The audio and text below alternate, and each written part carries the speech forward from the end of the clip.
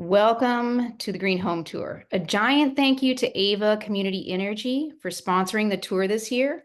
Ava is accelerating the transition to clean renewable power in the East Bay and investing in the local community. The partners that make this tour possible through planning, promotion, and technical support are the City of Berkeley's Office of Energy and Sustainable Development and the Ecology Center. My co-hosts today are Rebecca Milliken, Valerie Nguyen from the City of Berkeley, and behind the scenes, we have McNeely Feewigger from the Ecology Center making our program run smoothly. Hello, everyone. Good morning. I'm Rebecca Milliken from the City of Berkeley's Office of Energy and Sustainable Development. Here's a snapshot of today's program. We will screen 3 home tour videos. Each will be followed by a short live question and answer session with a homeowner. You can ask them questions in the Q&A field. We also have 2 short presentations between the tour videos. The first one covers where to find rebates, contractors, and incentives for your green home upgrades. The second presentation focuses on exciting new technologies. If you are planning on visiting homes in person this afternoon, you can actually see some of these cutting-edge technologies up close and in person. Lastly, we will give you some tips for the in-person tour this afternoon. Today's program will be recorded and emailed to everyone who registered. Hi, everyone. I'm Valerie from the City of Berkeley, going over questions and engagement. If you want to ask the homeowners questions during the live Q&A after the home video, you can type your questions in the Q&A field. If there are any questions that don't get answered in the next hour, we'll follow up and email you the answer later. If you're having any trouble hearing or want to keep your volume low, the live transcript icon, the CC in a square, allows you to start or stop closed captioning. After every Q&A or presentation, the homeowners and hosts will drop down into the Q&A field to answer your questions, and the chat ambassadors will be active there too. We want to make sure you get the information that you're looking for. The world continues to burn fossil fuels, driving climate change and its impacts, which in the East Bay means more heat, fire, smoke, flooding, and erratic weather. Though thankfully we've had a wet winter, drought and reduced snowpack are highly likely over the long term, as well as a continued decline in biodiversity. There are so many reasons to transition off fossil fuels: public health, biodiversity, geopolitics, averting disasters, protecting agriculture. The list is long, and the transition is picking up steam. The technologies to get fossil fuels out of your home are here. They're available, they're great to use, and they're becoming mainstream. Utilities, the state, and the federal government are all offering incentive programs to make them more affordable. We'll touch on that later. And year after year, Ava Community Energy is purchasing more renewable energy, making the electricity on the grid cleaner and cleaner. So here are 3 action categories for transitioning your home toward climate resilience. These focus on energy. If you're starting from scratch, it's wise to shrink your energy footprint first, then electrify your gas appliances, then get solar that is right-sized for your needs.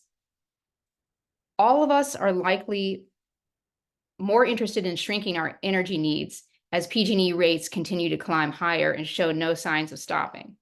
Even if you're not in a position to ditch your gas stove, you can still do a lot cooking without gas using an Instant Pot, portable induction cooktop, electric kettle, and toaster oven.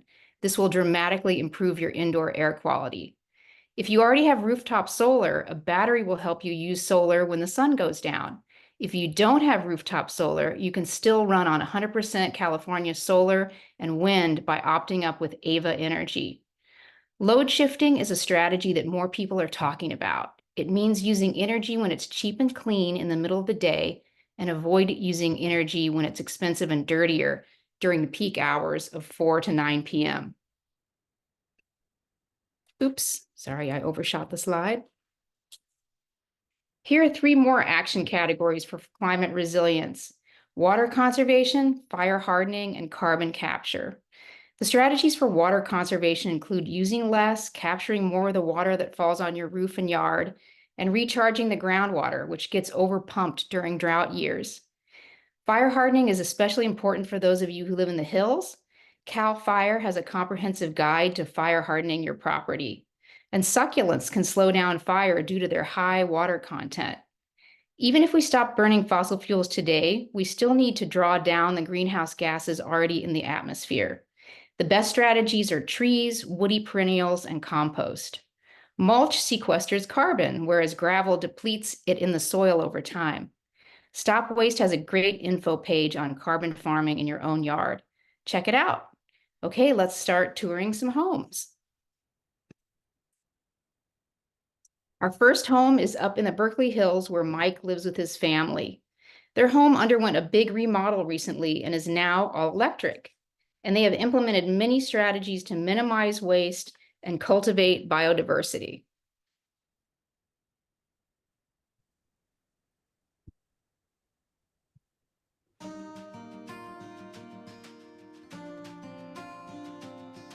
Hi there, my name's Mike Roberts. Welcome to our home here in beautiful Berkeley. I live here with my wife and 2 kids. We've lived here for 16 years. And this house has lived here for 100 years. This year. It was built in 1924. It's very different from when we first moved in. We did a major remodel in 2021. One really interesting result of the process that we went through greening our home is just the peace of mind that I feel as someone who worries about climate change, worries about biodiversity, the state of the world, to have done something significant in our own home that feels like we're really part of the solution, like we're living a lot lighter on this planet. It definitely takes some work, it takes some research, it takes some money, but once you get it done, it takes care of itself. The solar panels do their thing, the heat pump does its thing, and we just get to enjoy our nice, comfy home. Come on in. Welcome to our kitchen. We are all electric in our kitchen, no gas on the cooktop. We upgraded to a Gen Air cooktop and we're very happy with it. It took a little bit of persuading on my part to convince my wife that we should make the leap. She's a very avid baker. We love the induction cooktop. It's super fast, precise, easy to clean. In addition to being all electric, we like to minimize our packaging as much as we can. So we've got our refill dish soap here. We are frequent patrons of Feel Good on Solano Avenue. We love it. We've got our dish powder, biodegradable sponges, brushes. They've really got everything there. These are bamboo paper towels, by the way, which are fantastic. They work just like paper towels. You can wash them, use them a bunch of times, and then you can compost them. Another thing we do to save water is we have this metal bin that's in the sink, and during the dry season, we just keep it here all the time and capture as much of our water as we can. We use it to water the deck. My favorite feature of the kitchen is the compost drawer. Chopping your vegetables here. You got your ends, your stems, sweep them right in here. Whole thing pops out, take it down to the compost, and you're done. Love it. And then we have a separate compost down here for city compost, for things that don't go great in home compost. I'll tell you a little bit about the passive solar features of our house. We are southwest facing, so that means we get a lot of afternoon sunlight and early evening sunlight. We have double paned windows. These are new windows, new doors. So they hold all the heat in here nicely, and they hold the coolness in here nicely on a warmer day. This is sort of our secret weapon when it comes to keeping the house comfortable, is the retractable awning that we have here on the deck. So I can control it with this remote here, don't have to lift a finger, and on a warm day, it is amazing how cool it keeps the house. It honestly feels like we have the air conditioning on. So here in our little half bath ensuite with our master bedroom, We have a solar-powered skylight. It works on a remote. We use bamboo toilet paper because we like to save trees in the boreal forest. We also like to use as little of that as we can, so on most of the toilets in the house we have bidet sprayers. That helps cut down on the amount of paper we use. And of course we have low-flow toilets and fixtures everywhere in the house. We're up in the master bedroom now, and behind me here is our heat pump mini split. We have one of these mini splits in each of the bedrooms up here. They are a ductless system, so there's just lines of refrigerant connecting them to the outdoor compressor. And the downstairs of the house is on a ducted system, and they share the same compressor. And so heat pumps, as you may know, they heat as well as cool, and it also has a fan in it. Sometimes we just run the fan from it, and it creates some nice airflow. So during the remodel, we were able to reuse and refurbish many of our floorboards on both levels. But one really special addition that we made was to install 2 doorknobs that were originally in the San Jose farmhouse of my wife's great-grandfather, who was an Italian immigrant. Since there's so much now that's new about the house, to me there's something really special to have this link to the past and the link to the family. This is a heat pump water heater. It's an A.O. Smith 66-gallon tank. And this is the type of heat pump water heater where the compressor is built in with the tank. That means that it's venting cold air, so it's rather cool here in our laundry room. We have our door here weather stripped so that it doesn't make our family room too cold. This is known as a hybrid heat pump water heater. It's got a heat pump and it has a more conventional resistance heating element. Our washer and our dryer are all electric. Again, no gas down here. And our washer empties into a laundry to landscape gray water system. So through that tube there, back to a pipe in the yard, it irrigates many of the trees in our backyard. They are very happy. Hello, now we are under the deck, and you see here behind me our mighty heat pump compressor. It's large and in charge.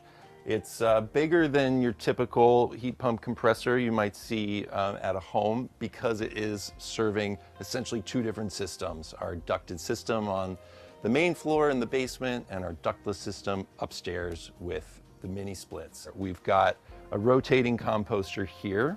Maybe a couple of months hanging out in here, getting turned every day. We've got some nice compost we can give to the trees. And over here we have the worm bin. All of those worm castings are filtering down to this tray here. It's really easy to unlatch it, pull it right out, and just take all that good stuff and give it to our plants.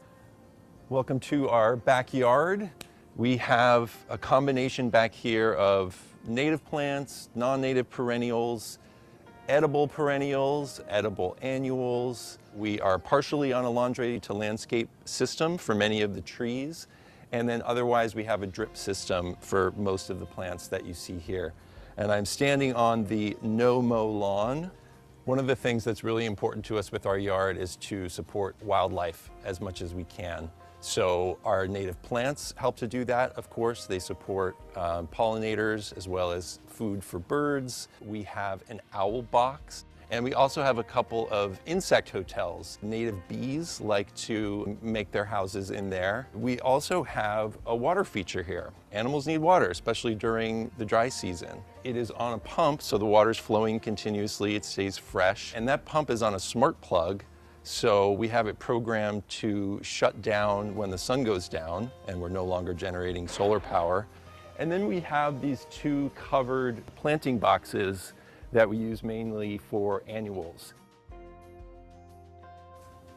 Welcome to Solar Alley. You can see our solar inverter for our 4 kilowatt rooftop system. And this is an LG battery. It's a 10 kilowatt hour solar battery. Plenty to sustain us for 2 or 3 days if the grid went down.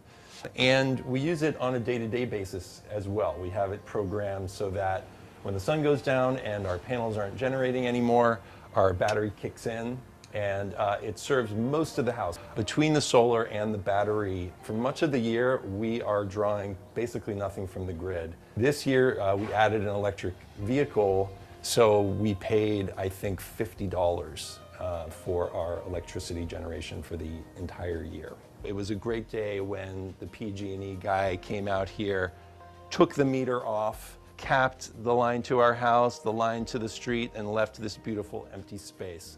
Just a part of the museum experience.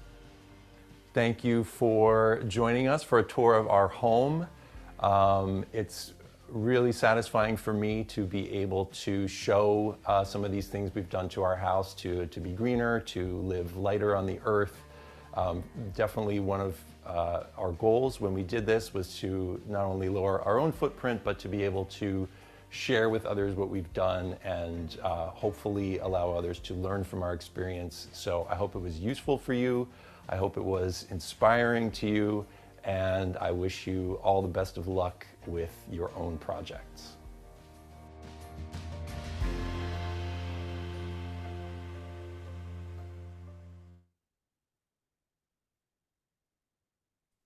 That was wonderful. Thanks so much, Mike.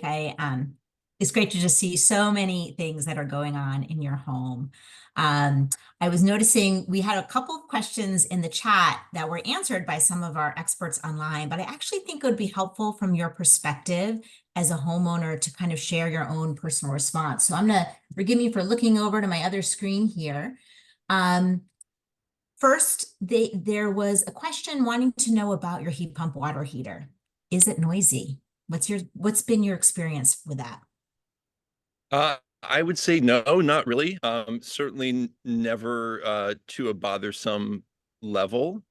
I will say, you know, we have it in on our basement level, so no one's sleeping nearby. I think, you know, if it were right next to a bedroom, and that might be bothersome. But we have our family room right next to it, and you know, we hang out there a lot. Never bothers us when it kicks in. Be quiet. That's great, Mike. I know also in my home, mine is against the back of my bedroom wall, but because you can schedule when it runs, we just have it running during the day, making use of solar on the grid, and it doesn't run at night. We don't need to. So a few more questions. Let's see what we got here. Here's kind of off the topic of, let's go back to just your kitchen. There were some fun things in there. How does dish powder compare to using liquid? Do you have a preference for your dishes? I do not have a preference personally. No powder because Mike, I think our and it's easy to use, but easy to use. as far as the effectiveness goes, I don't know. And does Feel Good carries both, right? Feel Good on Solano Avenue carries both the liquid and the powder.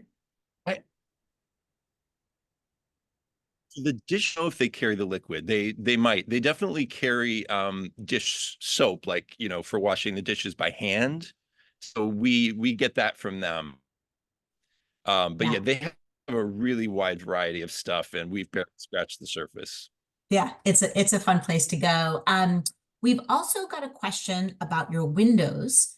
So Jan is asking, what glass did you choose to get the passive benefits? Glass, huh? Well, I remember being given a choice rating. I am not an expert on this at all, but it was something like E3 or E4. And one of those is UV rays than the other, and I can't remember which is which, if 4 is stronger, because we have the southwest facing and we get a lot of sun in the afternoon. But as I mentioned in the video, you know, we have this on really sunny in the afternoon. We don't even have a whole lot of rays coming in here if we don't want them to be. But yeah, I mean, a glass and the stays quite cool even on a warm sunny day. There was also a question about that retractable awning, and it was answered by one of our experts, but they're curious if you remember where you got that. Yeah, we got it from Suncoast Awning. So I Suncoast think awning. okay. Yeah, I think it's just suncoastawning.com, and they have offices in, I think, Martinez and Santa Cruz, and they were really great. The customer service was really good, and the awning has worked perfectly. Wonderful. And for folks who are online, I just want to let you know, if you look in your Q&A, you will see some of the typed answers to these questions as well. So that's a good spot. I know it's hard to listen and to read all at the same time, but we will be sharing out the recording as well. Let's see, I think we have time for a few more questions. Let's see what else we have in here. Okay, so we got a question about the mini splits on the outside of your house. They're wondering if they're on the outside or on the back, and how visible are they? And was that a concern with your neighbors at all? The heat pump mini splits. So yeah, so the mini splits are the ones that are inside, the ones that are hanging on the wall in the bedroom that we saw in the video. I wonder if they're asking about the compressor I that's think they're outside. asking about the outside units, yes, which would be the compressor. Yeah. So yeah, the compressor is the part that sits outside. So that was that big one I was standing next to. And the model that we have, a Mitsubishi, it's quite quiet, I would say, and we've never had any issues with the neighbors, no complaints. It's right underneath me where I'm sitting here, and you can barely hear it when it's on. We definitely don't hear it inside at all when it's on. I know that the noise level varies from unit to unit, so you know that's something you can research. But we've had no problems with that. That's great. And I can also echo, I don't hear our compressor. It is at all. It's right outside my son's bedroom window, and it is super quiet. So Rebecca, why don't we take just one more? One more. Yeah. Okay. Here's a quick one. Linda is wondering about your grass, your no-mow grass. Is that a California native species? My understanding is that this one, I think their California native option, that's what we were supposed to get, came to put the garden in. They didn't have it in stock, and we had to do something different, which was a little disappointing. But I will say, you know, we definitely see some insect life with this no-mow. In particular, there's a type of fly, it's not, they like to breed in grass, and you're not going to see them in a standard lawn because you're mowing the habitat down. But with the no-mow lawn, you get these butterflies breeding, and in the summer it's really cool. You see them flying around, and so it's a nice alternative to the regular lawn. It does still need to be, not nearly as much. So if you really want to have a lawn space,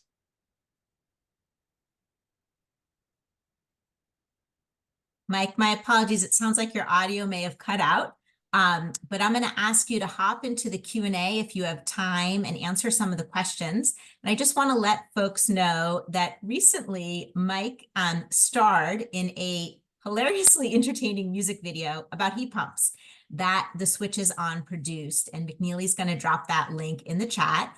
So Mike is also a musician. Mike wrote the lyrics and the music. You should check it out. You won't be disappointed. And we're going to move now to a short presentation on rebates, contractors, and free planning services. All right. Thank you, Rebecca and Mike. So as you begin your home electrification journey, you may have a lot of questions. They may be similar to the ones on the screen, or maybe you have others. Every home is unique, and figuring out the best pathway will be different for everyone. And fortunately, there are many resources available. The Switches On website is a really great place to get started. You can learn about different electrification technologies, such as heat pumps and induction cooking, and there's also tips for renters. On the landing page of the Switches On, you can find links to a contractor database and the most comprehensive incentive finder available. There are incentives available as federal tax credits through a state program called California Energy Smart Homes and Tech Clean California, as well as some local utility programs. At the Switches On, you can also find free technical assistance, which leads me to the next slide. The Switches On refers California residents to Quit Carbon, which provides free expert home electrification planning services. Quit Carbon will assess your home and priorities and lay out a unique electrification plan for you. Quit Carbon will refer you to contractors, help you choose appliances, and review bids. We're fortunate to have Cooper and Colin from Quit Carbon answering your questions in the chat, and staff from Quit Carbon will also be at 4 of the in-person tour sites this afternoon to answer your questions. Those are Ellen and Sarah's home in Berkeley, Alice's home in Berkeley, Marco's home in Berkeley, and Amy's home in Oakland.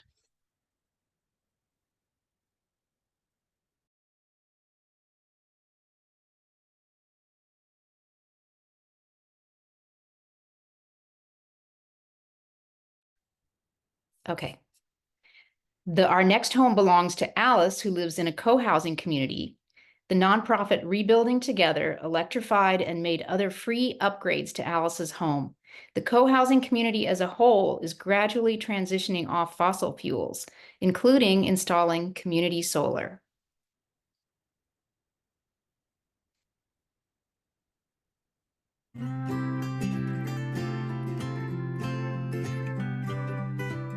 Hello, I'm Alice Green, appropriate name for the event. I have lived in this home for 30 years. This house was built around 19 teens and it's been renovated. I chose this house because it was a good size for me. I live by myself in this house. I'm so happy I chose it. It's got a great view of the whole co-housing site.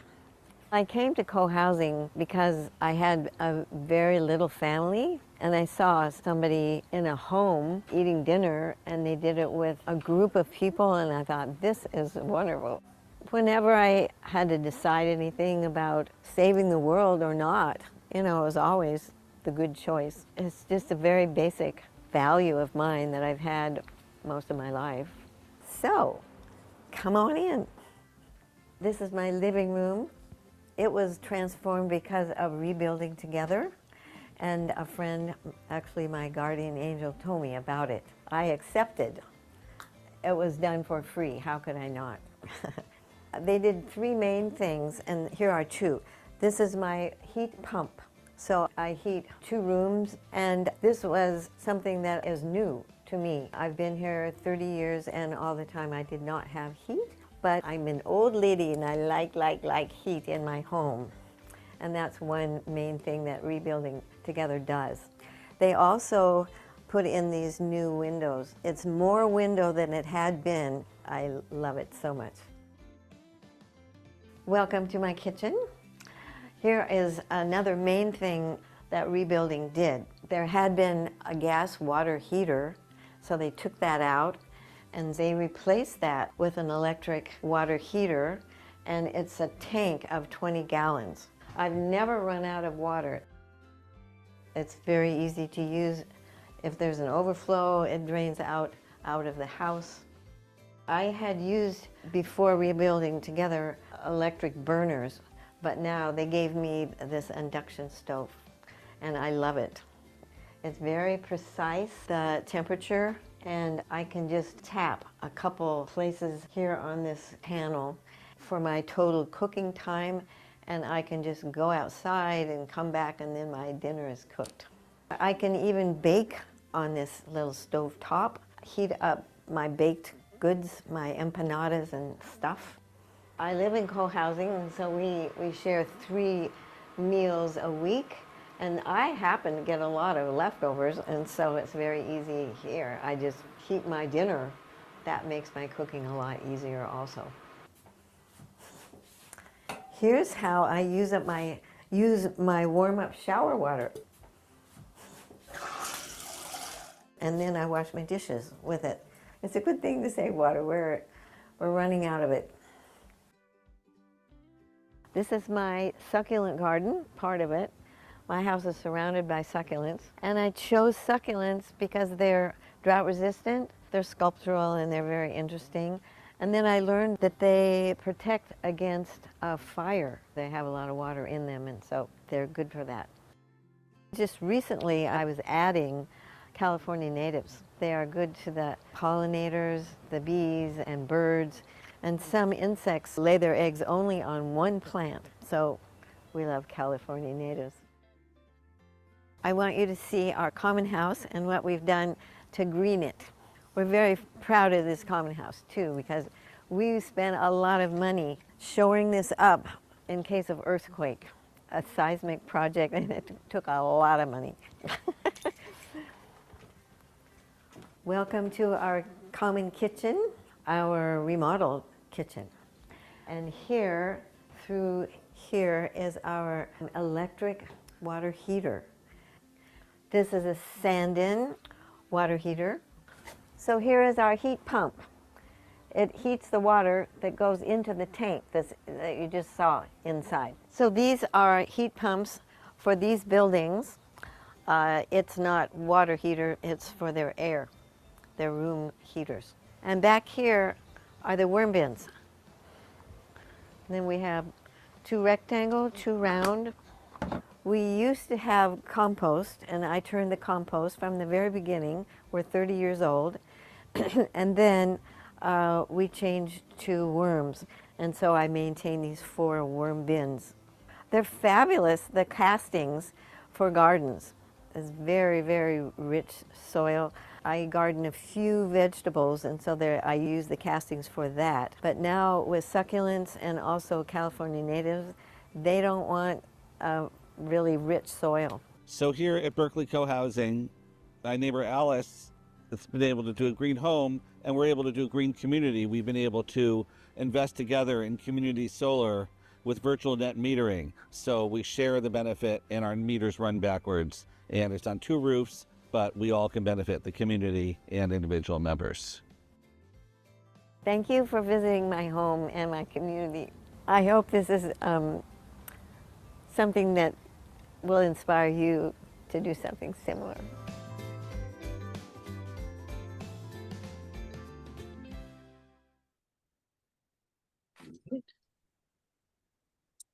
That was so nice, Alice. We are fortunate today that both Alice is here with us and also Rains, another neighbor in that lovely co-housing. I got to see it yesterday for the first time, and I definitely recommend folks to check out that space. Okay, we're just waiting for Alice to get pinned and have you both unmute. Let's look. I'm going to take a peek in the chat and see if we have questions for you. But while we're doing that, I have a few that I've been wondering about. So, Alice, how did you figure out which upgrades to do in your home? I know you mentioned a heat pump and windows, and I believe another one. How did you figure that all out? How did you figure out your pathway? Well, it was very, very easy. I just accepted Rebuilding Together's offer. So can you tell us a little bit? You said Rebuilding Together, which you mentioned on the video, is a Berkeley-based nonprofit. Well, this particular one is East Bay North, but it's national. That's right, and has their chapter headquarters nearby, and they provide, as I understand, a variety of programs, but often serve income qualified residents of a certain age, Yeah. And so it's great for those folks who want to check it out. You can look on their website. You know, Rains, you mentioned your community has the 50 solar panels. Is that right? 50 solar panels? We're looking forward to them getting turned on soon. Yeah. So how do you share those when it's turned on? What will that look like? How will you share the benefits among your neighbors? Through what's called virtual net metering, 10 households invested together to share in both the tax credits, and then our meters will effectively run backwards. They'll subtract out the energy generated based on how we allocate it. And so none of us on our own could afford it, we didn't use enough energy individually, but collectively it all made sense. That's great. And you said it's going to be coming on live soon? Knock on something. Yes, we're pretty close in the approval process. Okay. So we're hoping it's getting turned on soon. That's great. Alice, back to you with a couple of questions. You mentioned that you have a small electric hot water tank. I'm wondering, why did you and Rebuilding Together decide to go with just a 20-gallon? And is that enough hot water for you? Oh, I think their decision was based on my use. And so, yeah, I've never run out of hot water ever. That's fantastic. That's fantastic. The windows, you showed me those windows yesterday when I stopped by your house. They're beautiful. What difference do you experience from before and after when those windows were put in? Well, I have a bit more view and window and solar access through the windows. And they're much more beautiful. Did it change the temperature inside your house at all? Well, that's an interesting question. It's hard to tell because it's not equivalent before and after, because I was not using any heat at all. So then I got the heat pump, and so then I had heat when I wanted it. And so I don't know if it came from the window. So you just said before you put in that all-electric heat pump, you weren't using your heater. How come? I didn't have a heater. Oh, you didn't even have one. Wow. Yeah, there was a small electric floorboard one when I moved in, but I had it removed. It was very inefficient, and I didn't feel a need for it. We have some insulation from ground up newspaper being blown into these holes in the wall that were drilled there to put the insulation in there, and that made a difference. So that was a good decision made by our whole community. But I do have and I have had tiny heaters. One was under my bed to just dry out my mattress when it needed that, because it absorbs moisture. And in my bathroom, I dress. So I've had a heater there. And then Rains gave me this wonderful, what's the name of it? Dyson. Dyson, yes, it's wonderful. So because I keep my bedroom as cold as possible, I like to dress where it's warm. And so I do that in the bathroom with that heater. Alice, one more question about your heat pump. You showed me in your house yesterday that one unit suffices for the space that you're in. How about the noise? Do you hear it running? What does it sound like when it is on?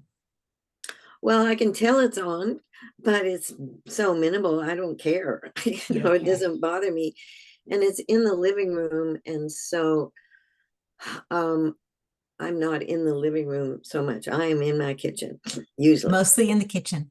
Have you had made use of the air conditioning feature, since it provides both heat and air conditioning? No, it doesn't get that hot. Not that hot in Berkeley. Hopefully, not yet. But someday, if it does, it will be there for you. That's great. Let's just see. Let me see how we're doing on time. We could do one more question. One more question. Okay, let me take a look. We're getting, let's see.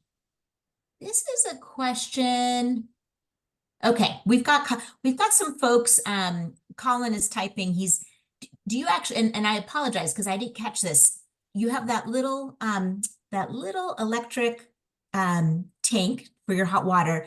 Do you have a recirculation pump that moves that around as well, or no? Rains is shaking his head. Okay, thank you, Rains. That's great. We've got it's a small home, so it's less of an issue of a long run. Okay. Right. And Alice showed how she captures the water from the shower as it warms up.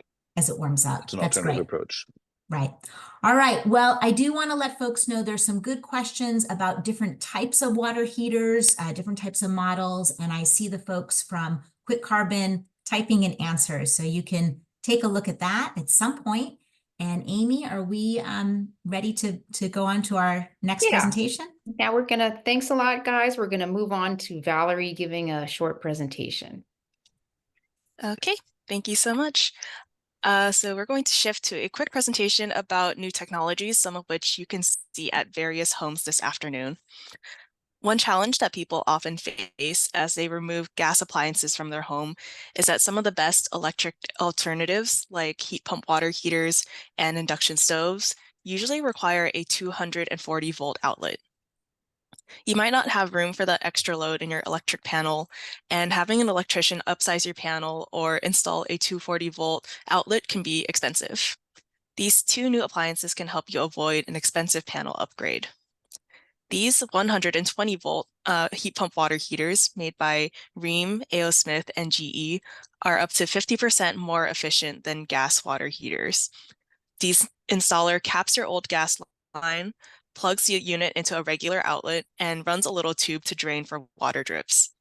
These 120-volt units lack the electric resistance backup feature that enables quicker heating when the tank is depleted, but most people with heat pump water heaters rarely use that function. The Charlie induction range on the right is made by Berkeley's own Channing Street Copper. These induction stoves also plug into a regular 120-volt outlet. It has all the superior features of induction cooking, speed, control, and easy cleaning, but with a built-in battery, so when the power's out, you can still cook dinner. You can also use Charlie's battery to power your laptop, refrigerator, or other appliances during a power outage. You can see these stoves this afternoon at Weldon's home in Oakland and Alice's home in Berkeley. And then next, we have a couple of innovations in the heat pump space. The Harvest system uses a single heat pump to heat both air and water. The pod or brain of the system only draws energy when it's cleanest and cheapest, usually in the middle of the day. At all other times, the large insulated water tank serves as a battery, storing heat for when you need it. You can see the Harvest heat pump system at Jim's home in Piedmont this afternoon. And finally, the Gradient is an all-in-one heat pump that straddles a windowsill. This company is based in San Francisco. You can install it yourself because it plugs right into a regular outlet. If you are in a temporary living situation, you can take the Gradient with you when you move. And both the Harvest and Gradient heat pumps use refrigerants with lower environmental impact. And then I'll pass it off to Rebecca. Thanks, Valerie. So in the next few set of slides, I want to talk about how electric vehicles can actually serve as a backup power for your soon-to-be all-electric home. And called vehicles to everything, EVs can power a load, such as an appliance, another EV, your own home, or even send energy to the back to the grid. Let me break this down for you. So starting with vehicle to load, the cheapest solution is to purchase about a $30 300-watt inverter. That's pictured in red on the left of the screen. With it, you can use the accessory battery in any electric vehicle to power lights, a laptop, a TV, an electric cooler, or other small appliances during a power outage. The inverter connects the direct current, DC, in the electric battery to alternating current, AC, so that it's compatible with your household appliances. To be fair, you could also use the accessory battery in a gas car as well, but you'd have to leave that gas vehicle running the whole time, and that would produce a lot of greenhouse gas emissions. And we are trying to go fossil fuel free here. So if you look at the photos on the right, some of the electric vehicle models also have a port for you to plug in directly, and you don't need to purchase a separate inverter. And with it, you can power a laptop, construction tools, camping gear, and other appliances, even your refrigerator, for several days on a fully charged EV. So let's see which vehicles do that. There are several electric vehicles on the market with that vehicle to load adapters, including the Hyundai Ioniq 5 and 6, the Kia EV6, and even the newer Kia Niro, which has one or two of those built-in outlets. You just plug in your appliance the same way you would plug into a wall socket.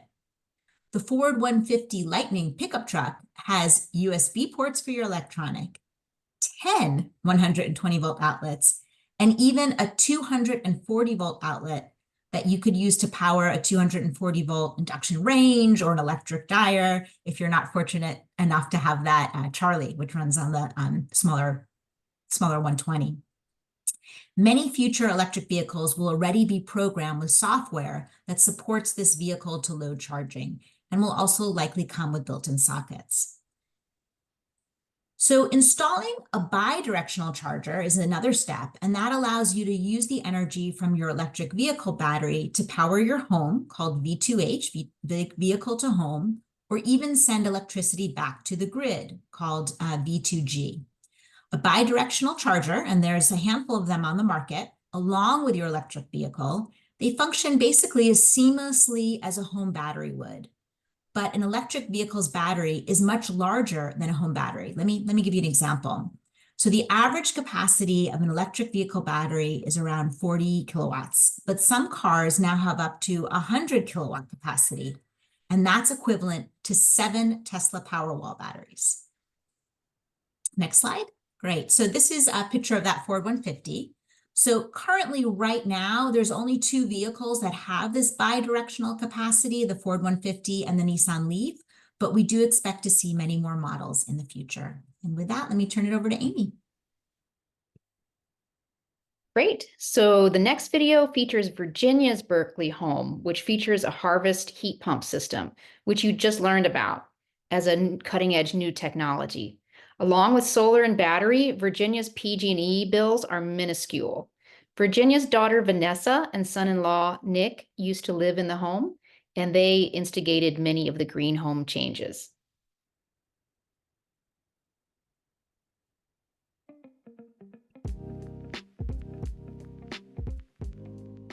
Hi, I'm Vanessa, and this is my mom, Virginia, and my husband, Nick.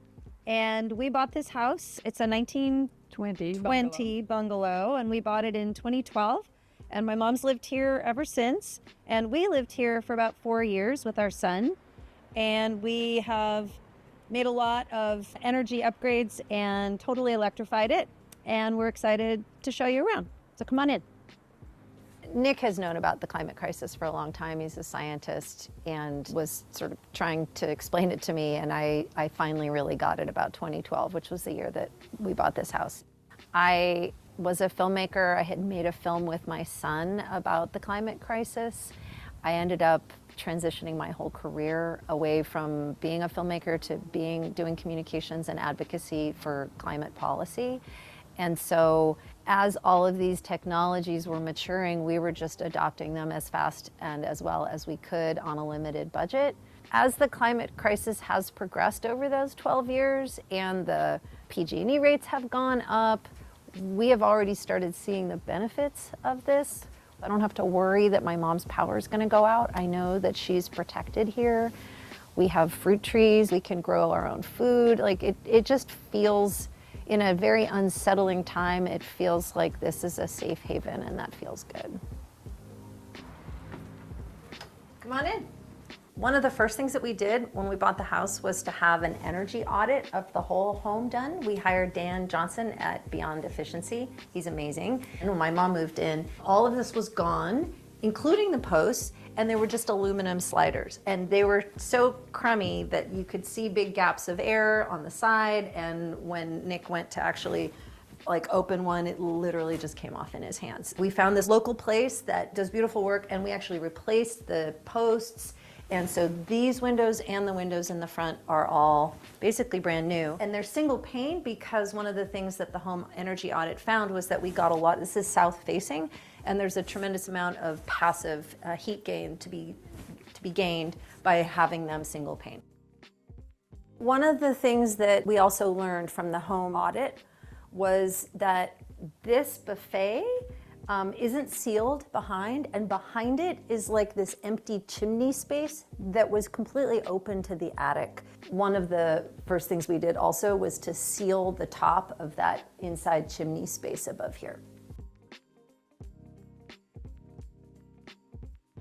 When we first bought this house, there was a nasty little old gas range.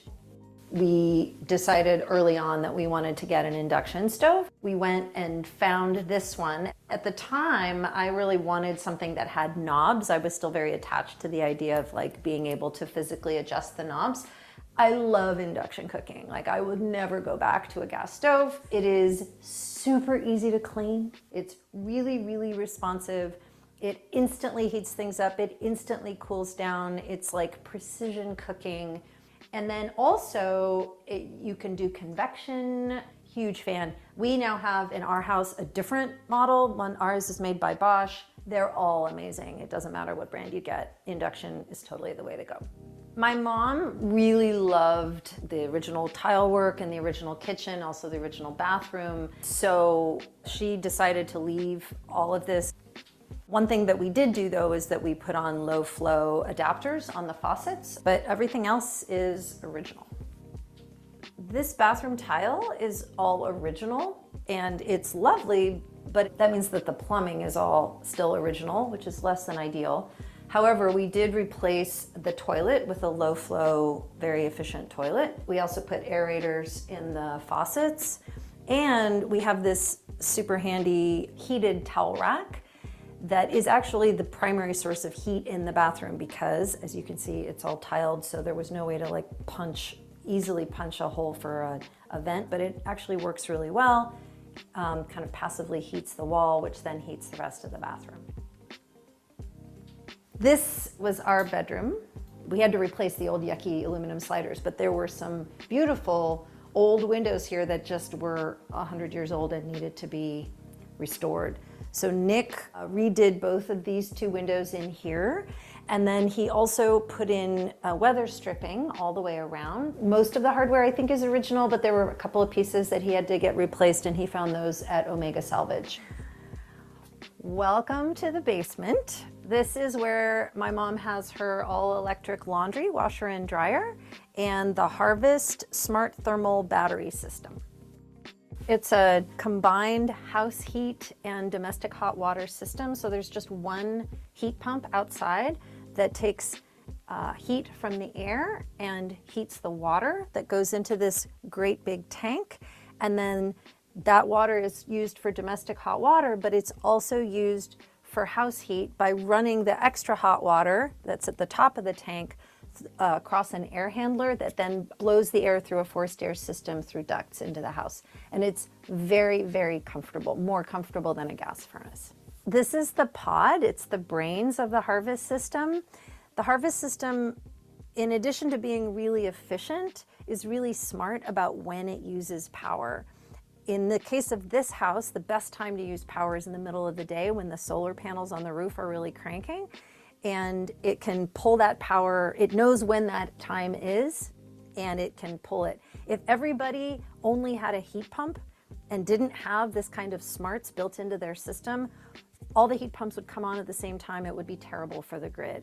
This way, the pod knows when to pull that power, when it's cheapest for us in terms of paying for it, and when it's best for the grid. So welcome to my mother's garden. It's a mixture of natives and edibles and roses. My mother is a rose aficionado.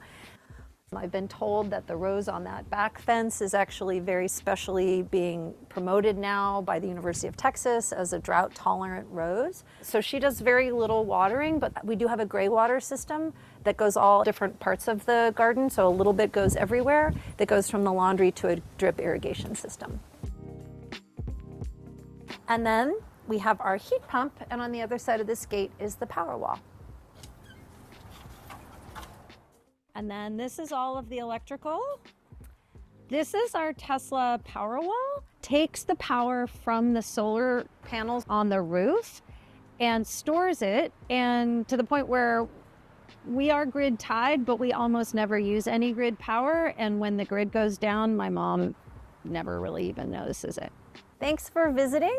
It's been an honor to share our home with you. And I would just say, you know, we made these changes a little bit at a time, one at a time.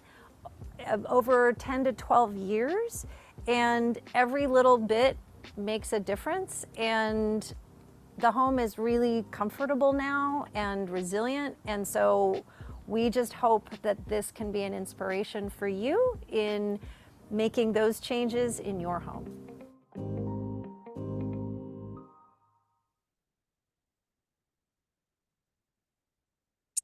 Thanks. We are fortunate that we have Virginia, whose lovely home we just saw, and Nick as well online with us. And we're just going to take a sec while we get Virginia on. Let me, Nick, ask you a question while we're getting there comes McNeely is gonna pin Virginia to the screen. There you are.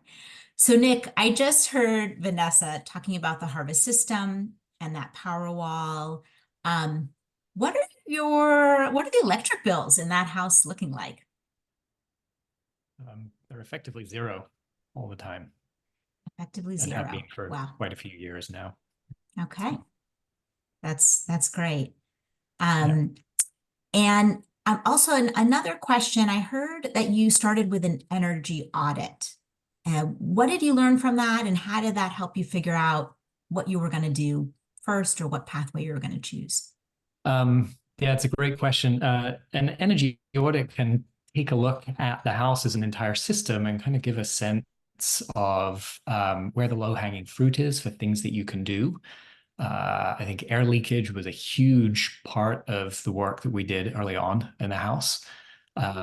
And sometimes some interesting things pop out of that kind of work where people look at the house and because of the orientation of the windows on the south side of the house and the overhang and the location of the house in terms of its height, this is where it came out that the solar gain that we got from the sun in the winter was really beneficial.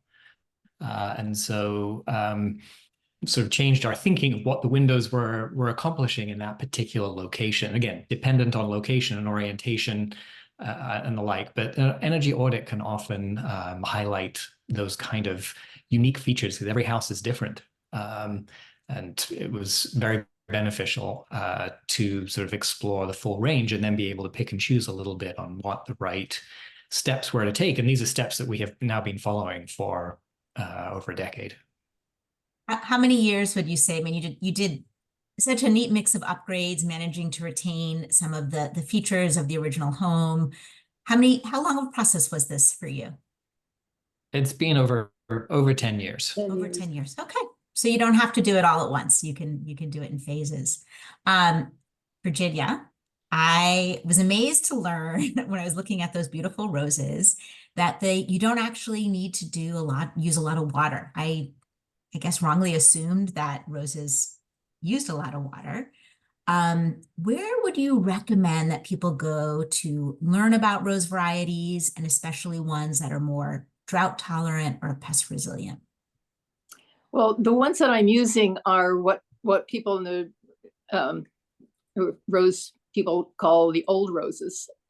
Typically, those are roses that were in existence before the development of the modern hybrid tea, before about 1870. Roses have been part of human culture as long as there's been human culture. The archaeology is clear on that. And in fact, roses were coexisted with the dinosaurs. So roses go way back. And so the ones that there are several thousand available now that have either evolved spontaneously in the Northern Hemisphere. There are no roses in the Southern Hemisphere except ones that were carried there. But every continent in the Northern Hemisphere has roses. And the advantage of the old ones is they've been around a long time. And the reason they have is that they take care of themselves. If you need anything, you fall by the wayside.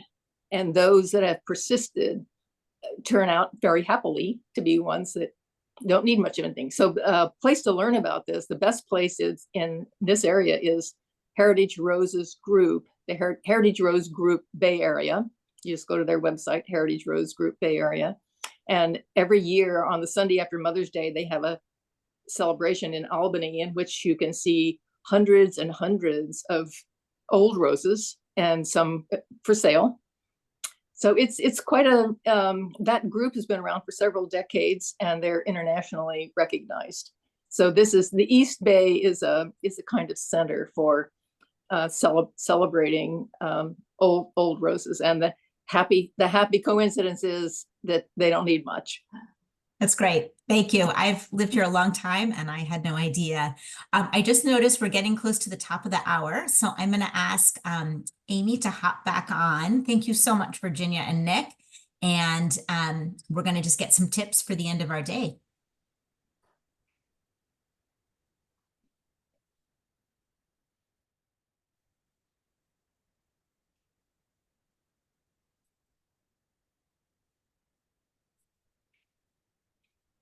All right, Rebecca, that's you.